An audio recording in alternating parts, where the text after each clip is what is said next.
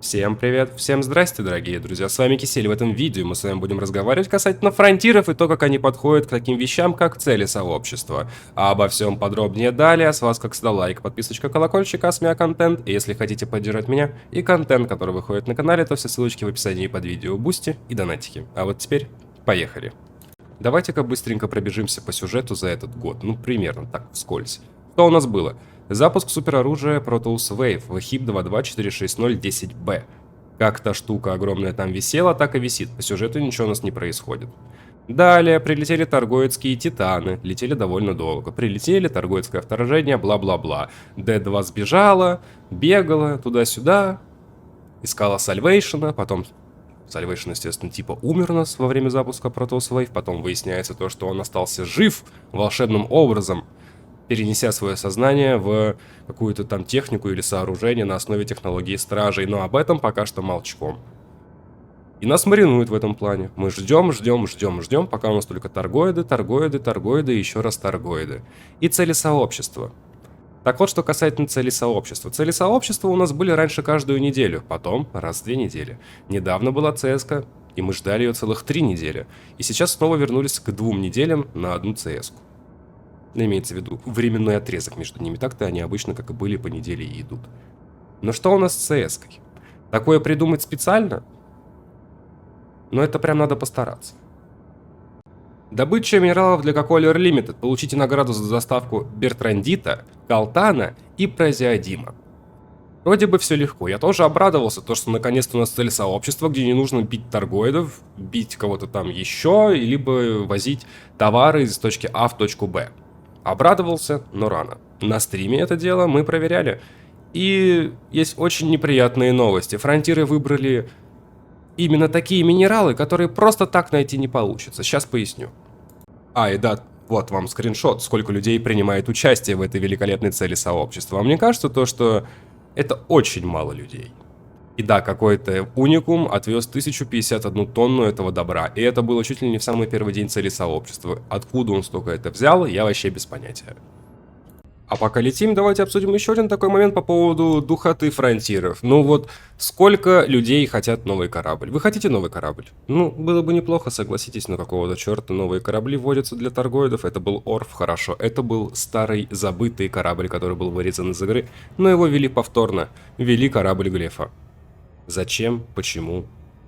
Почему не вводятся новые корабли для игроков? В чем проблема? У нас есть тяжелые истребители. К примеру, Мамба и Фердиланс. Почему нет таких кораблей у Империи и Федерации?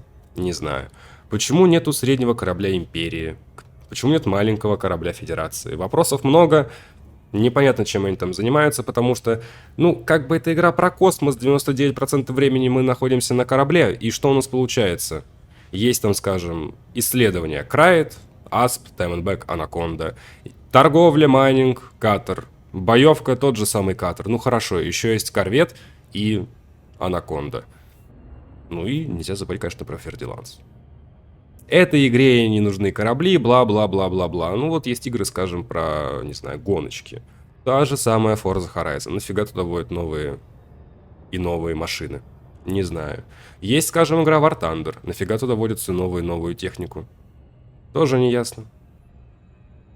Может быть, все-таки нужно что-то вводить в эту игру? Кроме раскрасок, кораблей торгоидов и новых модулей. Да, новые модули. Вы видели новые модули, которые были введены? Я тоже. Как они вам? Вам понравилось? Мне очень. И вот в чем духота данной CS-ки. Когда вы подлетаете к газовому гиганту, к его кольцам, вы их сканируете и ищете, так сказать, хотспоты. Оранжевые подсвеченные области, где можно добыть то или иное что-то. Скажем, паинит, да, и он там будет у вас в большом количестве. Видео на паинит, гайд по паиниту есть на канале и так далее. Так вот, фронтиры выбрали именно такие минералы, которые не имеют своего хотспота от слова совсем и вообще никак. То есть вам придется искать их совершенно другим способом. Был стрим, мы летали несколько часов, искали, не нашли.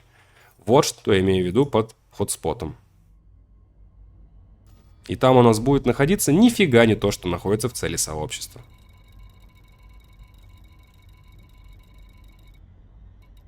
Серендипит. А вот этих ребят вы не найдете просто никогда.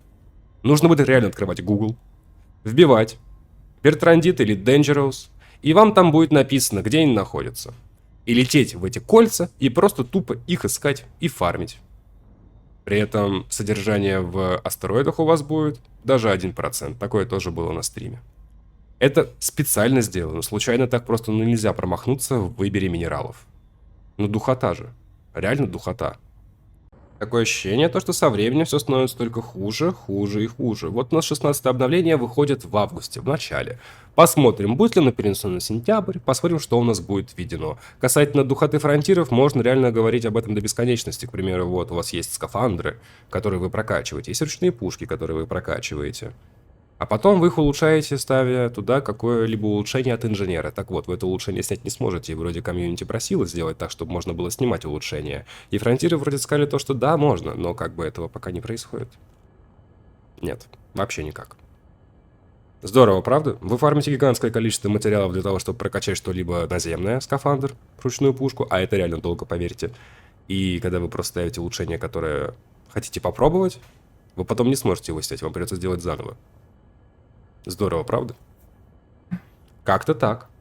Что будет дальше? Без понятия. Надежда на 16-е обновление? Да нет, конечно. Будут опять торгоиды, новые корабли для торгоидов, контент для торгоидов, игра для торгоидов, и пусть торгоиды в нее, блядь, и играют в конце концов.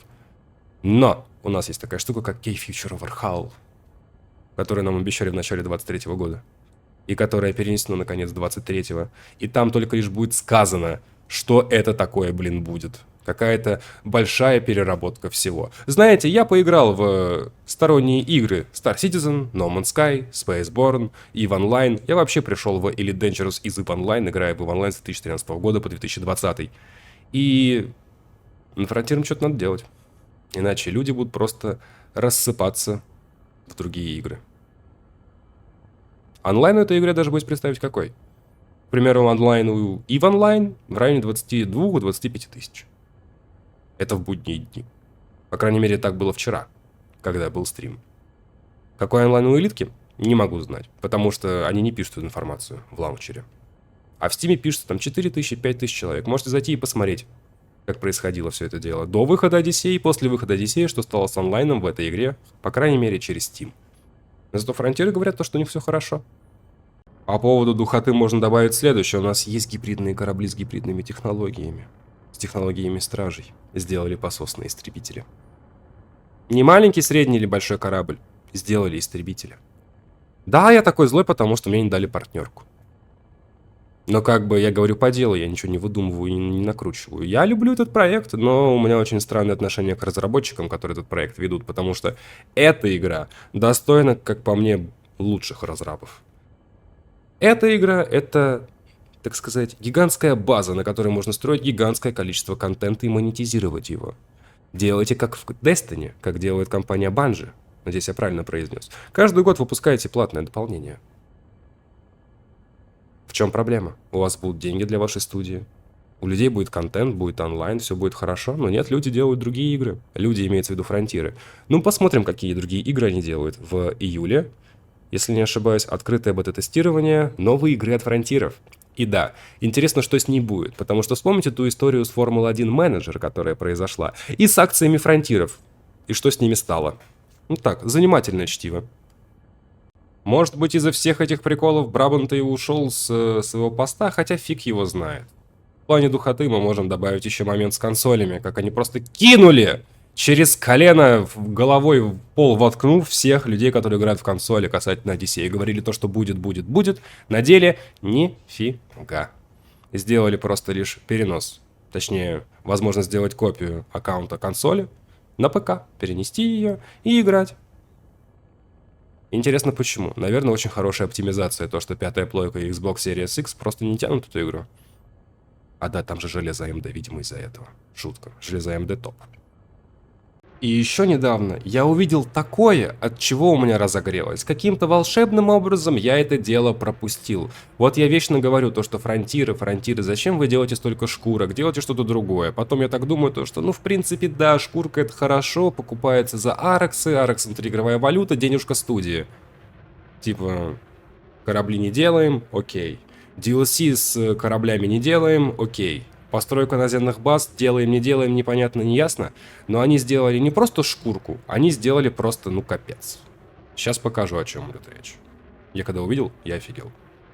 Берем Анаконду. И там еще несколько кораблей к этому относятся. Анаконда, кстати, единственный корабль, который имеет модель внешнего повреждения. Почему так? Не знаю. Другие такой штуки не имеют. Будет, не будет, не ясно. Скорее всего, нет. Так вот, окрасочка. Я когда увидел это, задумался. Называется она Василиск.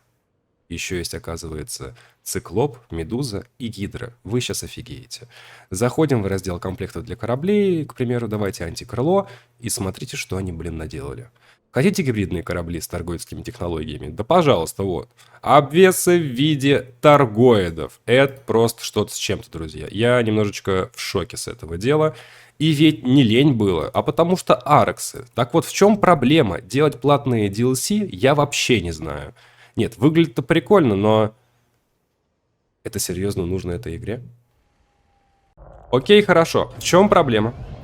Взять и подсмотреть, так сказать, у конкурентов, которые, ну, типа не конкуренты. Потому что Star Citizen у нас в альфе до сих пор и будет там еще долго.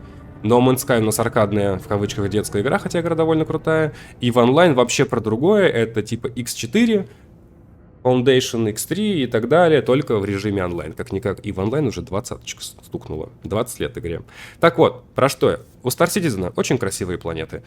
Облака, дожди, пылевые бури. Вот все это различное говно. Нагрев корабля во время входа в атмосферу. У нас такого нету. Почему? А потому что у нас нет доступа на такие планеты. Они у нас как бы есть, но сесть на них мы не можем. Пока что, по крайней мере. Можем сесть на планеты с низкой атмосферой. Окей. Интерьеры кораблей. Смысл в них как бы есть, если это будет связано контентом, а не как просто интерьер флотоносца. Тоже спорный момент, согласен. Но такой момент, как есть в No Man's Sky постройка наземных баз, с последующим выращиванием каких-либо растений и получением с этого, скажем, материалов для инженеров, почему бы, собственно, нет.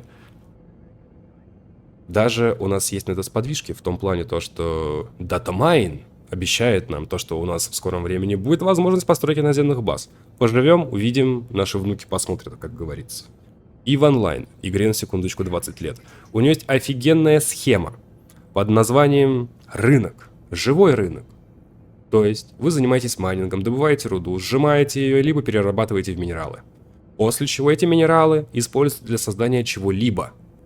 Последующей продажи этого и другим игрокам. Такая схема, если она будет введена сюда, будет довольно прекрасна. Но прикол в том, что у всех уже есть все. Ставится вопрос, а нужно ли это вообще? Ну, типа как бы и да, и нет. Но есть еще такая штука, как эскадрилья. Вопрос. Почему мы просто не можем поставить какую-то космическую станцию, либо наземную станцию, скажем, как Цитку или ПОС, в той же самой EVE Online и заявлять нормально права на территорию? Тут весь БГС сломанный к чертям. То есть, грубо говоря, у меня есть эскадра, у нее есть минорная фракция контролирует определенную систему, и мы делаем так, чтобы у нее было высокое влияние. Какой-нибудь черт может зайти в соло-игру и все это нафиг сломать. Это нормально, по-вашему? По-моему, нет. Этой игре нужно развитие, и я думаю, вряд ли они получат развитие с этими разработчиками. Они, я имею в виду, все различные механики, которые можно сюда ввести. За целый год новые модули, которые были введены, относятся исключительно к торгоидам.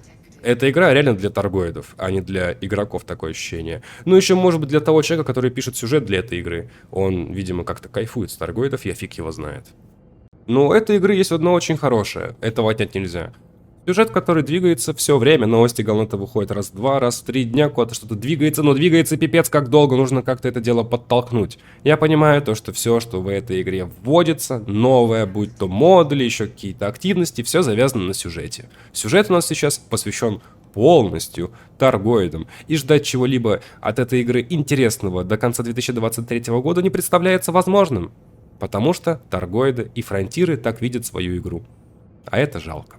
А у меня на этом все. Всем спасибо, друзья, за ваши просмотры. Лайкосики, подписочки, донатики и все это прекрасно. В описании под видео все возможные ссылочки, плейлисты, социальные сети, помощь каналу. С вами был Кисель. Всем до встречи и пока-пока. Увидимся с вами завтра. Ну или сегодня на стриме, если он будет. До встречи.